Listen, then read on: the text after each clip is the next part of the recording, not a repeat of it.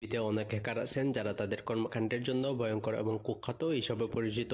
আজ আমরা জানব পৃথিবীর সবচাইতে ভয়ঙ্কর 5 জন হ্যাকার সম্পর্কে। কেভিন মিটনিক, তাকে একসময় আমেরিকার সবচাইতে ওয়ান্টেড হ্যাকার বলা হতো। তিনি বড় বড় টেক কোম্পানি যেমন IBM, নোকিয়া, মোটরোলা এর সিকিউরিটি ব্যাংকে ফেলে তথ্য চুরি করেছিলেন।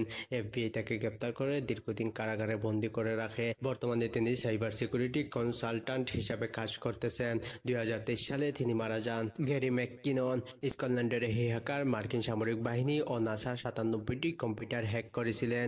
তিনি দাবি করেছিলেন যে তিনি বিনগ্রহী প্রাণীদের অস্তিত্ব সম্পর্কে তথ্য খুঁজছিলেন। আমেরিকান তাকে সবচেয়ে বড় সামরিক হ্যাকিং কেসের অপরাধী বলে অভিহিত করে থাকে। এডিয়ান লামো, তিনি নিজেকে হোমলেস হ্যাকার বলে পরিচয় দিতেন। Microsoft, Yahoo, the new York Times সহ বড় বড় প্রতিষ্ঠানের সিস্টেম তিনি হ্যাক করেছিলেন। আলবার্ট গঞ্জালেজ, ইতিহাসের সবচেয়ে বড় ক্রেডিট কার্ড চুরি কাণ্ডের মাস্টারমাইন্ড। তিনি প্রায় 170 মিলিয়ন ক্রেডিট কার্ড নম্বর চুরি করেছিলেন।